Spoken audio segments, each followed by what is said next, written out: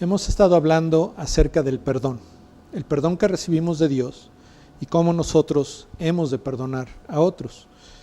Hace 2 semanas hablábamos precisamente del perdón de Dios. Decíamos que Dios nos perdona primeramente por amor, nos perdona porque nos ama y porque quiere llevarnos a esa relación con Él. No es porque Él tenga una obligación o porque esté cumpliendo algún requisito, por así decirlo, legal, que nos perdona porque nos ama. Pero veíamos también que en este perdón hay que pagar un precio y que Dios paga ese precio por el perdón. Esto es porque cada vez que alguien nos hiere, cada vez que alguien nos hace un mal, hay una pérdida y tiene que haber un precio que se paga, una restauración en esto. Y Dios está dispuesto a pagar el precio. Pero no solamente paga el precio, sino que el perdón de Dios es un perdón que asimismo nos redime al pecador. Esto significa que nos toma a nosotros, que éramos, la Biblia dice, enemigos de Dios, al ser pecadores, y nos transforma a ser hijos suyos, a poder llamarle papá, y nos da la capacidad de poder vivir la vida que Él quiere que nosotros vivamos. Veíamos también, o mencionábamos, que cuando Dios perdona, Él olvida nuestros pecados. No que los olvide en el sentido de que ya no puede recordar qué fue lo que hicimos, que dijera qué fue eso que pasó, sino que Él decide que aquello que hicimos contra Él no va a ser lo que defina nuestra relación con Él como nuestro Padre. Aunque Él está consciente de lo que hicimos, no lo usa en nuestra contra, no lo usa para manipularnos, se hace a un lado y Él solamente nos ve a nosotros como hijos suyos. Y todo esto es porque Él nos quiere llevar a una relación íntima y especial con Él, donde Él es nuestro Padre, nosotros somos sus hijos. Es por su amor y para llevarnos a esa relación que Dios nos perdona. Y hace una semana hacíamos la pregunta de si hay algún pecado que Dios no perdone. Y veíamos que Dios perdona todo, que no hay pecado que Dios no perdone.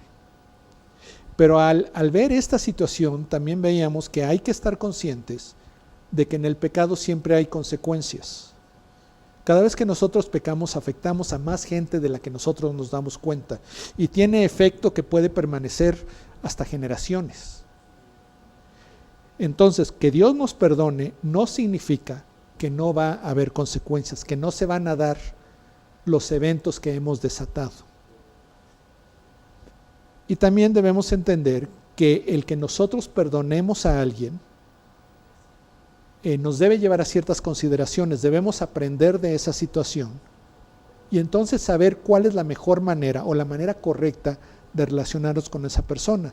Perdonar a alguien no significa necesariamente que van a llegar a ser grandes amigos, significa que van a tener una relación y que esa relación va a ser en base a lo que saben el uno del otro. Van a poder establecer los límites adecuados a esa relación. Pero el punto de todo esto que hemos estado viendo es que nosotros debemos perdonar como Dios perdona. De hecho, la Escritura nos dice que así como hemos sido perdonados, nosotros debemos perdonar a otros. Y por lo tanto, que debemos perdonarlo todo, que no hay pecado, no hay algo hecho en contra nuestra, que nosotros digamos, es que eso no debe ser perdonado o no puede ser perdonado. En Dios tenemos la capacidad de perdonar cualquier cosa. Y el objetivo de este perdón siempre es el tener una relación apropiada con la otra persona, con aquella persona que nos hirió. El día de hoy vamos a ver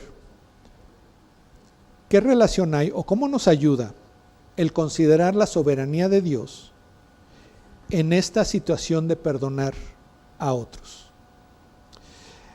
Déjame invitarte a pensar en algo. Hay unas películas que a mí me gustan mucho, un tipo de películas, y son aquellas películas donde el personaje viaja. Puede viajar al futuro muchas veces, pero también al pasado.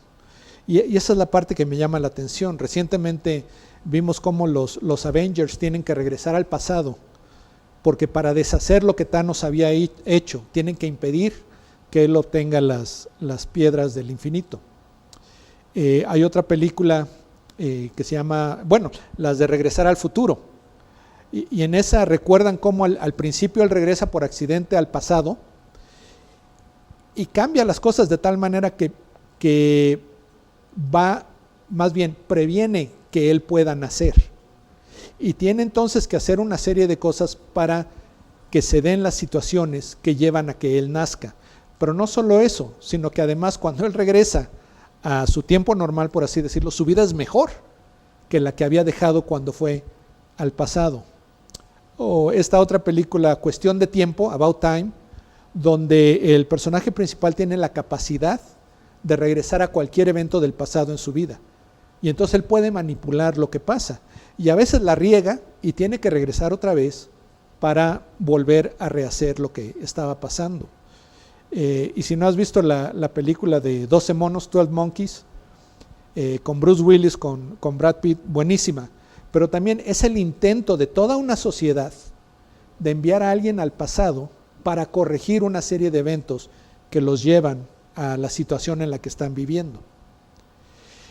Y creo que la razón por la cual me gustan tanto estas películas es porque cuando yo considero mi vida, veo que hay ciertos eventos, a veces es algo que yo le dije a alguien o algo que a mí me dijeron y no supe cómo responder. Cosas que pasaron, cosas que hice, momentos en que yo herí a alguien o que alguien me hirió a mí. Y pienso que si pudiera yo regresar, cambiaría eso, no lo haría de la misma manera. Y que cuando volviera yo a mi presente, a mi vida normal, digamos, las cosas serían mejores. El problema es que cuando yo pienso de esa manera, no estoy considerando a Dios. No estoy considerando que Dios es el Señor de todo lo que existe y por lo tanto está en control de todo lo que existe. Y pienso que esas situaciones que se dieron, de alguna manera Dios no estaba prestando atención, o estaba tomando una siesta, o no le importó, se distrajo, pero que no deberían haber sucedido así y por lo tanto lo mejor es cambiarlas. Y lo que quiero que veamos hoy es que Dios, en su soberanía, está siempre actuando en nuestras vidas. No hay un momento en que Él no esté presente con nosotros. Y no solamente presente, sino activo. Debemos reconocer también que su obra es buena y perfecta. Todo lo que Dios hace refleja su carácter. Y Dios es bueno. Sus intenciones para nosotros son siempre para bienestar. Y es perfecta. Lo que Él hace es lo mejor que se puede, no solo lo mejor, lo único que se puede hacer para que se cumplan todos sus propósitos que sabemos tienen un fin perfecto, glorioso. Y por lo tanto podemos gozarnos en la obra de Dios en nuestras vidas, aun cuando muchas veces no nos gustan los detalles. Y eso yo lo entiendo. A veces cuando hablamos de esta situación de perdonar, y probablemente ya te pasó ahorita o en las veces anteriores que hemos estado hablando, de que viene a tu mente un recuerdo de una ocasión cuando alguien te hirió. Y hay heridas que son muy, muy profundas, que nos han marcado desde ese momento y continúan, que han afectado nuestras vidas. Algunos tenemos que ir a terapeutas para poder enfrentar esa situación. Y no es solamente que no nos gusten los detalles, sino que sentimos que no hemos podido vivir la vida que pudimos haber vivido por causa de esta persona. Pero si nosotros entendemos que esto no fue algo que se le salió de las manos a Dios y que de hecho Él estaba obrando ahí, eso nos capacita para poder perdonar a esta persona que nos causó ese daño. En la Escritura tenemos nosotros una historia que muestra esto. Está al final del libro de Génesis, es la historia de José, el último personaje al que se le dedica una atención especial en Génesis. Y nos narra ahí cómo su padre Jacob tenía 12 hijos, José era el 11º, pero era su favorito, porque era el hijo de la mujer que amaba, era el hijo de su vejez, así es como lo describe, el que le daba ese gozo de ser padre, aunque había otro más pequeño. Y los 10 hijos mayores, más grandes, ellos eran los que cuidaban los rebaños de su padre. Ellos salían a los campos y ahí cuidaban de las ovejas, del ganado. Y de vez en cuando Jacob mandaba a José a ver si se estaban portando bien los hijos, estaban haciendo bien su trabajo, y que le trajera el chisme básicamente. Y no siempre era un buen reporte. Entonces por eso los hermanos ya le traían ciertas ganas ahí. Por si esto fuera poco, Jacob no ocultaba que José era su hijo favorito, y una de las cosas que hace es que le manda hacer una túnica muy especial de muchos colores, y era algo que lo distinguía a él, que era lo mejor que él tenía. Ahora, José tampoco era muy fácil de que te cayera bien, porque se creía. Y él tiene unos sueños que le comenta a sus hermanos, y le comenta incluso a los papás, donde básicamente les dice: de acuerdo a estos sueños que yo he tenido, un día todos ustedes se van a postrar ante mí, se van a arrodillar ante mí, y yo voy a tener poder sobre ustedes, yo voy a tener autoridad sobre ustedes. Y pues ya se imaginan los hermanos mayores cómo se sentían respecto de José. En cierta ocasión, los hermanos se llevan los ganados y eran nómadas. No era que salían un día y regresaban en la tarde a la casa. A veces se iban por mucho tiempo, por un par de meses, a estar pastando los rebaños. Buscaban dónde había los pastizales. Y Jacob le pide a José que vaya a ver cómo están los hermanos y que le traiga el reporte. Y José va, no los encuentra donde él sabía que iban a estar, y empieza a preguntar. Le dicen: sí, se fueron a este otro lugar, se fueron para allá. Total, que al final los encuentra donde están. Y dice que cuando va caminando hacia ellos, los hermanos lo ven y dicen: ay, ahí viene ese soñador, a ver con qué nos va a salir ahora. Y empiezan a sentir todo ese odio, todo ese enojo que tenían contra José. Y uno de ellos dice: ¿saben qué? Vamos a aprovechar ahorita que no hay nadie por acá, vamos a matarlo. Pero el hermano mayor les dice: no, ¿cómo vamos a hacer eso? Él es de nuestra misma sangre, es nuestro hermano. Dice: no hagamos eso, miren, vamos a hacer una cosa, vamos a meterlo a este pozo y ya después vemos qué hacemos con él. Y además, como ya era la hora de comer, pues ellos se sientan ahí a comer, y el hermano mayor por alguna razón no está, se va a un encargo, no sabemos, pero no está. Y conforme están comiendo los otros 9 hermanos, ven que pasa por ahí una caravana de mercaderes que iban hacia Egipto a vender sus mercancías. Y a uno de ellos se le ocurre una idea, dicen: oye, ¿saben qué? Realmente no hay necesidad de que matemos a José, que nos manchemos las manos con su sangre. ¿Qué tal si mejor lo vendemos como un esclavo a estos mercaderes, y así no solamente nos deshacemos de él, sino que nosotros tenemos una ganancia? Y entonces José es vendido a esta caravana de mercaderes y se lo llevan a Egipto. En Egipto lo venden a una persona que tenía una posición muy, muy alta en el reino, y José poco a poco va demostrando que tiene muchas habilidades administrativas, tiene carácter, y entonces su amo lo empieza a poner encargado de muchas partes de lo que era su casa y sus propiedades. Pero la esposa de este hombre le echa el ojo a José, trata de seducirlo, pero José no se deja. Y entonces la esposa, enojada, lo acusa de tratar de violarla. Y grita y se arma ahí un escándalo. El esposo le cree a ella, y entonces José acaba en la cárcel, injustamente. Pero ahí en la cárcel nuevamente empieza a demostrar sus habilidades, empieza a destacar, y el carcelero lo pone encargado de todos los presos que estaban ahí en la prisión. Y ahí conoce a 2 de ellos, uno que era el copero del rey, que era el que le servía el vino al rey, y el otro era el panadero del palacio. Y los 2 habían acabado ahí porque hicieron enojar al rey. Y cierta vez cada uno tiene un sueño, y le piden a José que les explique qué significa el sueño. Y José les dice básicamente al panadero: lo siento, tus días están contados. Y al copero le dice: tú vas a regresar a tu posición en el palacio, vas a volver a servir al faraón.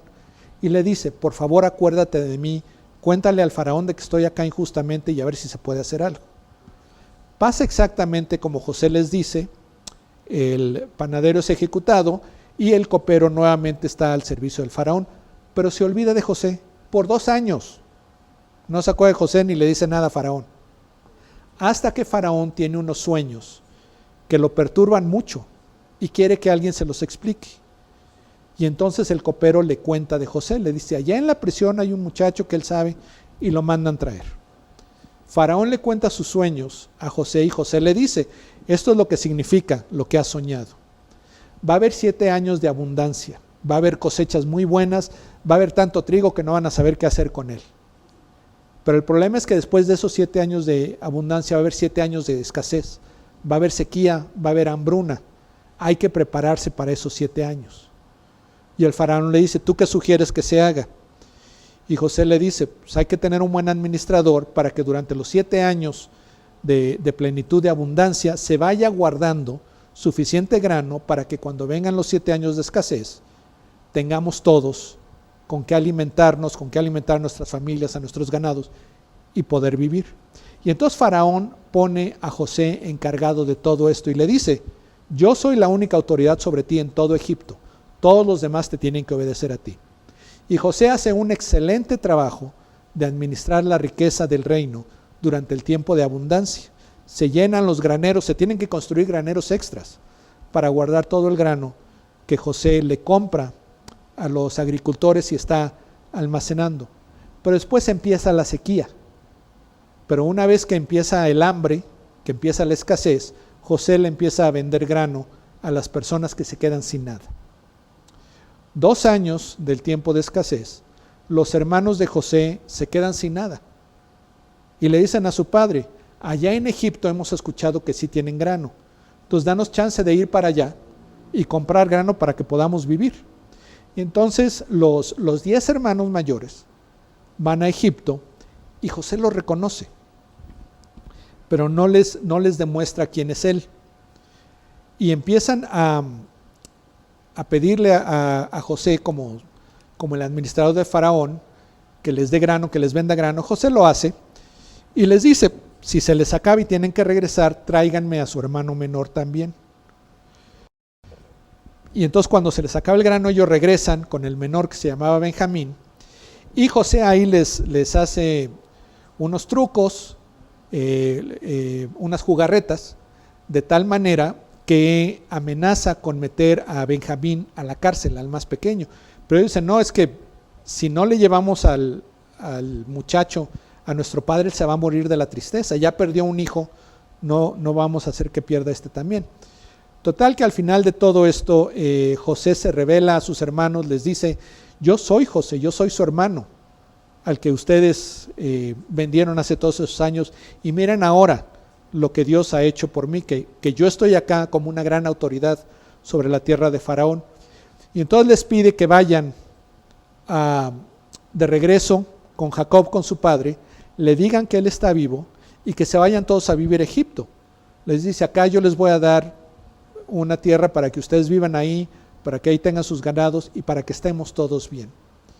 Y entonces ellos van, regresan con Jacob, se entusiasman mucho de verse nuevamente. Jacob y José se alegran mucho, se abrazan, lloran, una escena bellísima. Pero después de unos años Jacob muere. Y los hermanos de José están muy preocupados por lo que va a pasar con ellos ahora que ya no está su padre Jacob.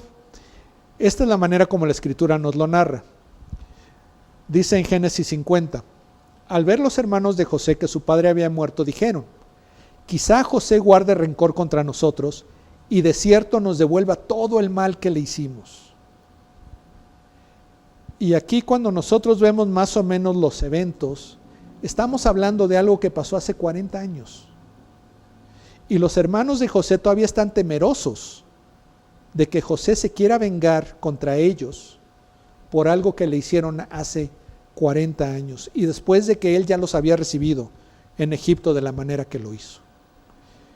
Tanto es su temor que nos dice la Escritura que le mandan un mensaje a José. No sabemos si realmente era un mensaje de parte de Jacob, del papá, o si es algo que se inventaron los hermanos por el miedo que tenían.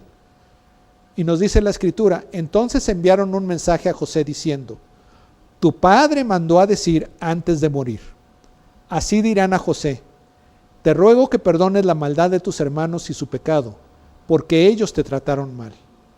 Y ahora, le dicen los hermanos, te rogamos que perdones la maldad de los siervos del Dios de tu padre. Y José lloró cuando le hablaron. Cuando José escucha esto, este mensaje de parte de sus hermanos, Él llora.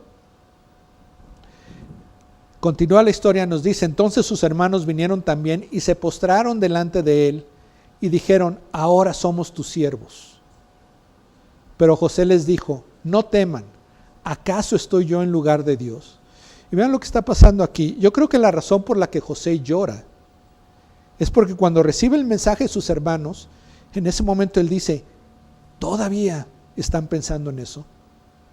Todos estos años no se han dado cuenta de que ya los perdoné, de que yo ya no pienso en eso que me hicieron con rencor, con ánimo de vengarme. Esa es una barrera todavía en mi relación con ustedes. Y por eso les dice, no teman, ¿acaso estoy yo en lugar de Dios? O sea, ¿quién creen que soy yo? Les dice, ustedes pensaron hacerme mal, pero Dios lo cambió en bien para que sucediera como vemos hoy y se preservara la vida de mucha gente. Y lo que José les está diciendo, les dice, mira, yo sé que lo que ustedes hicieron, lo hicieron en mala onda. O sea, lo hicieron con intención de deshacerse de mí. Lo hicieron porque me odiaban. Y pensaron que de esa manera sus vidas iban a ser mejor, sin tenerme a mí con ustedes. Pero eso que ustedes tuvieron toda la intención de hacer por maldad, Dios lo hizo por bien.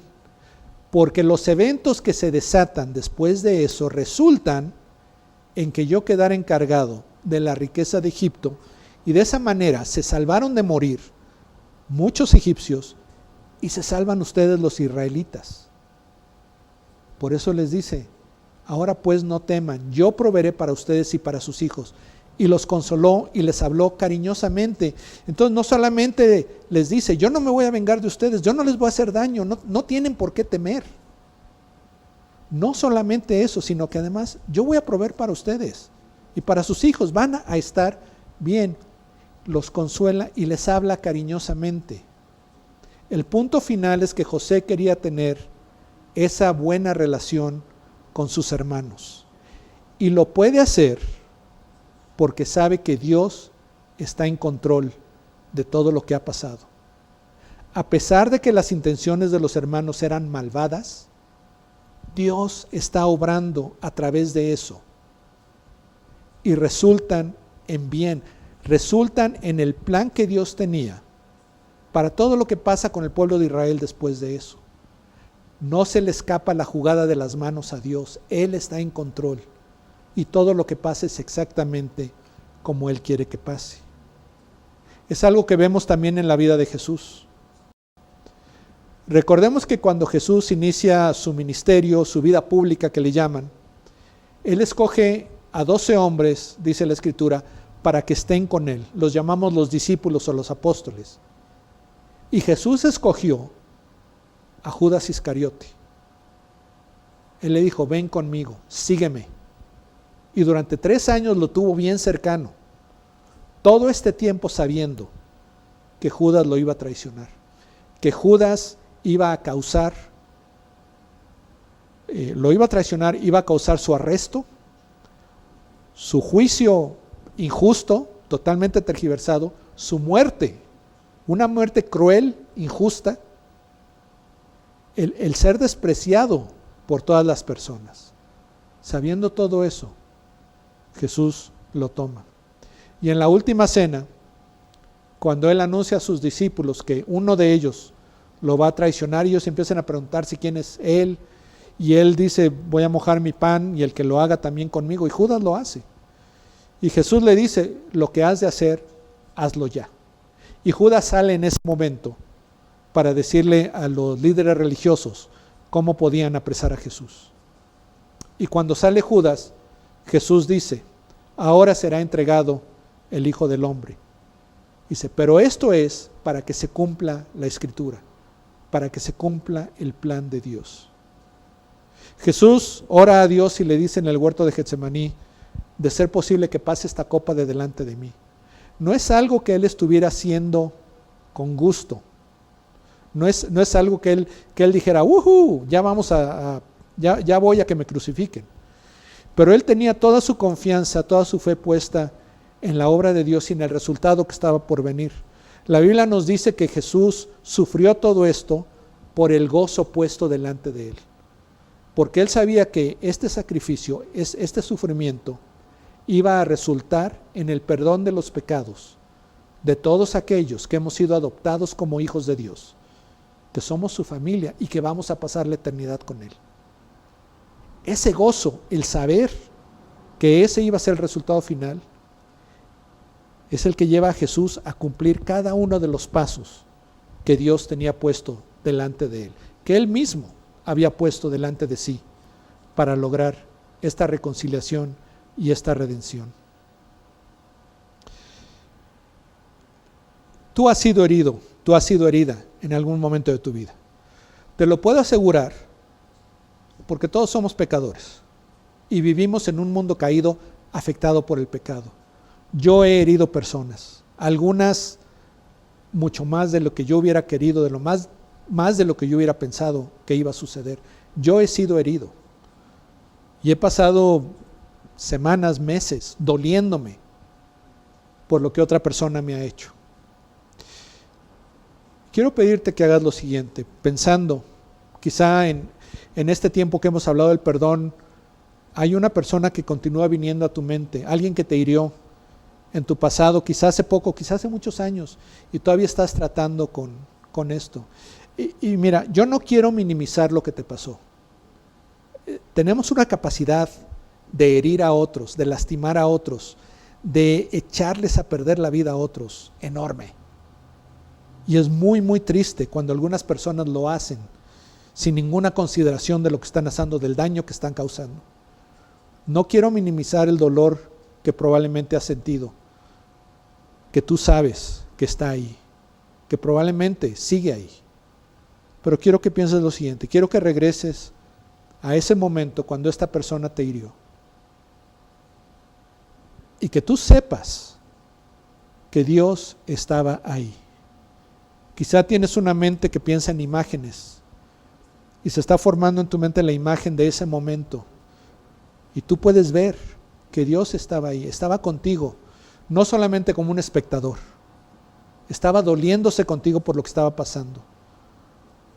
Estaba doliéndose porque Él sabía que no nos creó para ese tipo de circunstancias, de experiencias.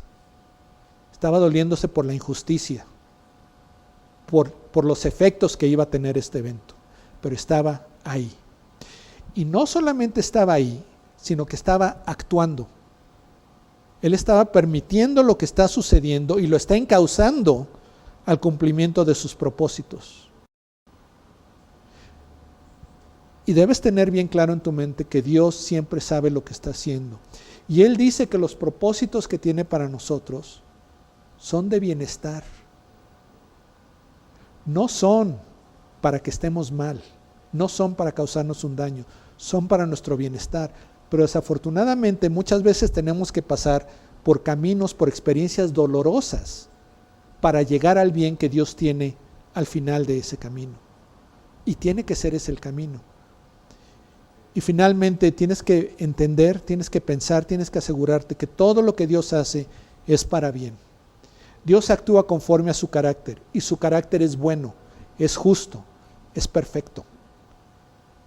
Y todo lo que Él hace lo hace con un propósito, lo hace para llevarnos en última instancia a ese final feliz del que hemos hablado, donde vamos a estar toda la eternidad con Él, gozándolo a Él, gozándonos unos a otros, en una situación donde ya no va a haber pecado, no va a haber dolor, no va a haber la posibilidad de herirnos como lo hacemos en esta vida. Y cuando nosotros entendemos todo eso, cuando nosotros vemos que independientemente de las intenciones de la persona, y por cierto, la próxima semana o la siguiente, vamos a hablar acerca de que tenemos que tener cuidado en lo que asumimos es la intención de la otra persona. Pero aun cuando la intención de la persona es para mal, la persona quiere herirnos, quiere destruirnos, como lo hicieron los hermanos de José, Dios está en control de eso y Él lo está obrando para bien. Cuando nosotros entendemos eso, entonces podemos perdonar. Porque sabemos que de una manera que quizá no entendamos, Dios está obrando ahí para lograr sus propósitos. Esta semana Y nuevamente, no quiero minimizar el dolor que probablemente estás experimentando, que quizá estés experimentando todavía, que no ha resuelto. Pero parte de esa resolución tiene que ser el perdón. Entonces, esta semana, recuerda una ocasión en que fuiste herido, en que fuiste herida. Trata de ver a Dios en esa situación. Tienes que entender que no estabas solo, que no estabas sola. Dios estaba ahí contigo, sintiendo lo que tú estabas sintiendo y más aún. Agradécele a Dios lo que hizo a través de esa situación. Nuevamente, no significa que le agradezcas por lo que pasó, sino que le agradezcas por el resultado de esa situación. Cuando yo he estado o he pasado por situaciones muy difíciles, de gran dolor, de mucho tiempo, llega un momento en que tú te das cuenta que a través de esa experiencia has madurado, has crecido, que aprendiste mucho acerca de ti mismo, que aprendiste acerca de otras personas, acerca del mundo en el que vivimos, de la realidad, y aprendemos acerca de Dios, de su deseo para con nosotros, de bienestar, de relación. Y eso es algo por lo cual definitivamente podemos agradecerle a Dios. Y te vas a dar cuenta de algo. Las lecciones más importantes de nuestra vida, las que realmente se quedan con nosotros, por lo general las aprendemos en situaciones difíciles. Pero nos ayudan no solamente a enfrentar otras situaciones, sino a ayudar a otros que pasan por algo similar. Y esto es algo por lo cual debemos estar agradecidos y hasta regocijarnos de que Dios nos lleva a vivir la vida de esa manera. Y cuando tenemos todo esto claro delante de nosotros, entonces podemos perdonar a la otra persona. No dejar que lo que sucedió nos impida de tener una relación correcta. Acuérdate de las consecuencias y las consideraciones. El punto es tener una relación correcta con esa persona. Porque cuando vivimos de esa manera, damos testimonio de Dios y lo glorificamos a Él. Déjame pedirle que así sea. Padre, te agradecemos por las historias que tú nos das en la Biblia, porque estos personajes que vemos, nos identificamos con ellos. Son seres humanos como somos nosotros. Y tenemos los mismos dolores, las mismas dificultades, los mismos gustos, los mismos deseos, los mismos anhelos. Y vemos cómo tú tratas con ellos y sabemos que así tratas con nosotros. Te agradecemos por la historia de José y cómo él enfrentó años muy difíciles, pero al final de ese tiempo él fue restablecido a una buena relación con su padre y con sus hermanos, porque él entendió que tú estabas en control de todo lo que le había pasado y lo estabas manejando para bien. Te pido por cada uno de nosotros que aprendamos a verte de esa manera, a tener esa confianza en ti, y que eso nos lleve a perdonar a las personas, a pesar de lo que nos hayan hecho, a pesar de las intenciones que hayan tenido y del gran dolor que nos hayan causado.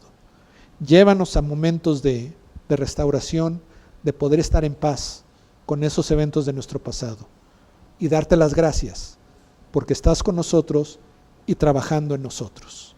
Para gloria de tu nombre, Señor Jesús. Amén.